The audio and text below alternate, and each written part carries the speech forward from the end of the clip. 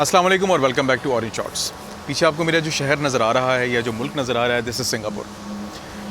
आज सुबह जब हम सिंगापुर आ रहे थे तो आई सॉ वन वेसल, एक जहाज़, और उसके साथ हुआ क्या हुआ था कि जनाब it was on the rocks, ज़मीन पे चढ़ा हुआ था and it was broken into two parts. Completely अलग नहीं हुए थे अगले पीछे हिस्से, दोनों के दोनों आपस में स्टिल इंटैक्ट थे, बट बीच में आप दरार एक आराम से देख सकते थे।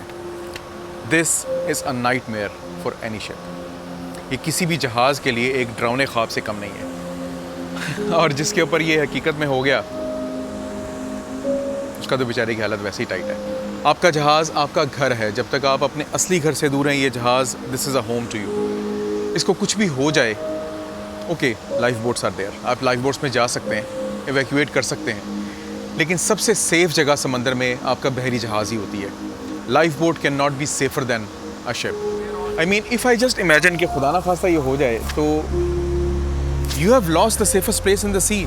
अब अगर आप इस जहाज़ पे गौर करें तो जहाज़ का अगला हिस्सा ऊपर की जानिब उठा हुआ है, जहाज़ का पिछला हिस्सा ट्विस्ट हुआ हुआ है, ऐसा लग रहा है कि बॉडी में ट्विस्ट आया हुआ है और दरमियान में से शेल प्लेटिंग बिल्कुल क्रैक हो गई है।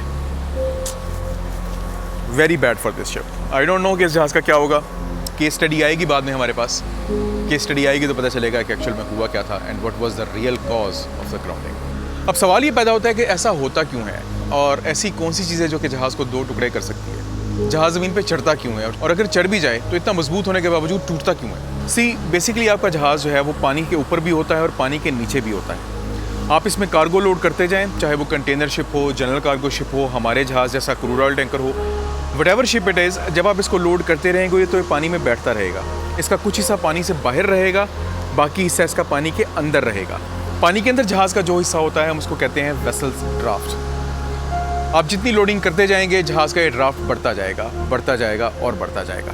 जब आपका जहाज़ फुल लोडेड होता है ना तो आपको नेविगेट करने के लिए पानी की वो डेप्थ तलाश करनी पड़ती है और अपना जहाज़ पानी की उस डेप्थ में रखना पड़ता है कि चाहे जो मर्जी हो आपका बॉटम, जहाज़ का निचला हिस्सा ज़मीन को टच ना करे। And that ship was unable to do that. अब अगला सवाल आपके जहन में ये जन्म लेगा कि जब हमें ये चीज़ ऑलरेडी पता है कि हमने जहाज़ को उतनी गहराई में पानी की में रखना है कि वो ज़मीन को टच ना करे, तो फिर जहाज़ ग्राउंड क्यों होते हैं? जहाज़ ज़मीन पे जाके चढ़ क्यों जाते हैं, रॉक्स पे जाके चढ़ क्यों जाते हैं? देखिए मैं एक बात आपको बता दूँ, sometimes yes there is human error, और ह्यूमन एरर बेसिकली ओरिजिनेट कहाँ से होता है?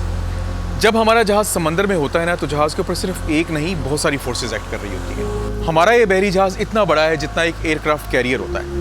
आपने पुराने ज़माने के जहाज़ देखे थे जिन पे सेल लगी होती थी, जहाज़ सेल कर रहे होते थे, हवा को अपना फ्यूल बना के उसकी मदद से वो प्रोपेल हो रहे होते थे। अभी ठीक है, हम अपने जहाज़ को हवा से प्रोपेल तो नहीं कर रहे, लेकिन आपका क्या ख्याल है कि ये हवा जो है जहाज़ पे एक्ट नहीं कर रही? It acts on the vessel. ये जहाज़ को ड्रिफ्ट करवाती है एक डायरेक्शन में। सेकेंड चीज़, अब आप पानी के अंदर हैं तो पानी के अंदर दो तरह की चीज़ें होती हैं, एक होती हैं लहरें, दूसरी होती हैं मौजें। लहरों को हम कह सकते हैं वेव्स, मौजों को हम कहते हैं swell. Again both of them act on the vessel, ये जहाज़ को एक जानिब धकेलती हैं। तीसरी चीज़ जो कि सिंगापुर स्ट्रेट्स और इन तमाम एरियाज़ में कॉमन है वो होते हैं करंट्स, समंदर के करंट्स।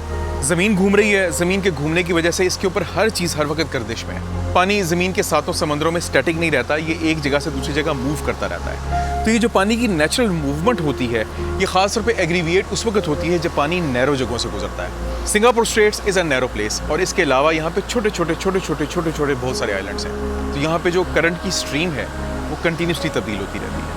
अब होता क्या है कि मैं आपको अपने एग्निस पे दिखा चुका हूँ कि जब हम नेविगेट कर रहे होते हैं हमारे पास ज़्यादा रूम नहीं होता लेफ्ट राइट पे। अगर आप किसी भी वक्त देखें तो हमारे पास हार्डली 200-300 मीटर का रूम इस तरफ होगा, 200-300 मीटर का रूम इस तरफ होगा।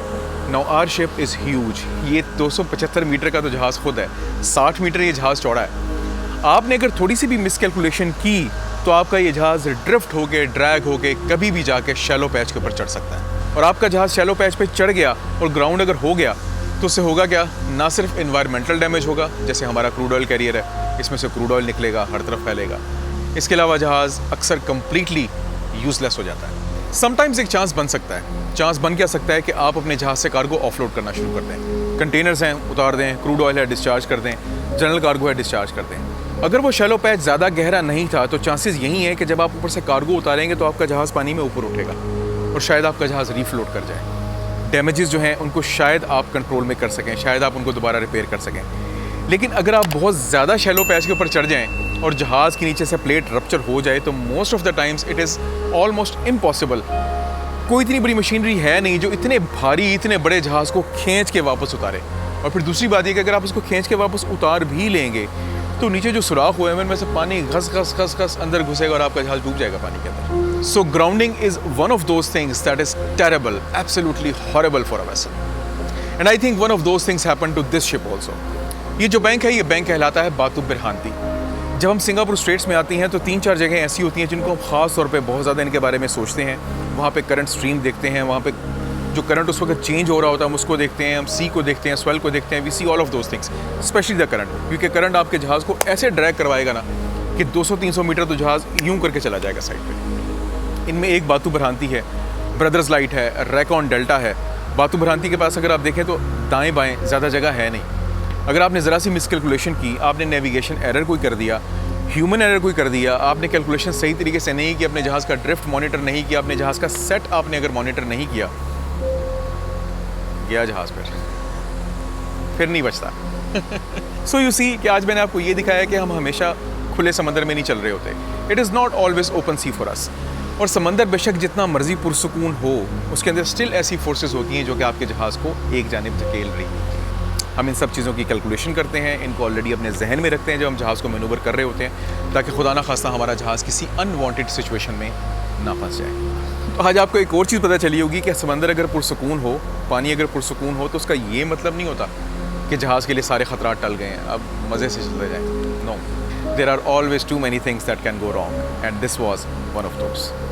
तो जनाब, ये थी हमारी आज की वीडियो। मैंने आपको ये बताया कि जहाज़ ग्राउंड कैसे होते हैं और जहाज़ों के ग्राउंड होने के बाद उनको क्या क्या नुकसान हो सकते हैं, and how you can completely lose a vessel once the vessel is a ground. I hope आज अगेन आपको एक नई चीज़ पता चली होगी। आई मीन हमेशा यही समझा जाता था कि तूफ़ान आएगा, बारिश आएगी, बरसात आएगी, लहरें उठ रही होंगी, तभी जहाज़ को नुकसान होगा। नहीं, जहाज़ को कई तरह से नुकसान हो सकता है। There are so many things that you have to take care of once you are on ship. Singapore arrival पे मैंने सोचा ये था कि एक काफ़ी रिक्वेस्ट आ रही है कि आप मुझे ये बताएं कि आप जहाज़ को रोकते कैसे हैं, क्योंकि जहाज़ की ब्रेक्स नहीं होती, देयर आर नो ब्रेक्स। तो मैंने सोचा था यार मैं एक्जैक्टली वो वीडियो बनाऊंगा, पर अभी भी लगातार बारिश हो रही है। मैंने अपने कैमरे को पूरा प्लास्टिक के अंदर रैप किया हुआ है और अब बारिश थोड़ी ऐसा बढ़ रही है, तो I think I should head back. तो जनाब, अपना बहुत ख्याल रखिएगा, दुआओं में याद रखिएगा। With tons of love to my digital family and to be digital family, take very good care of yourself. This is Orange Shorts. I am Zahid. अल्लाह हाफिज़।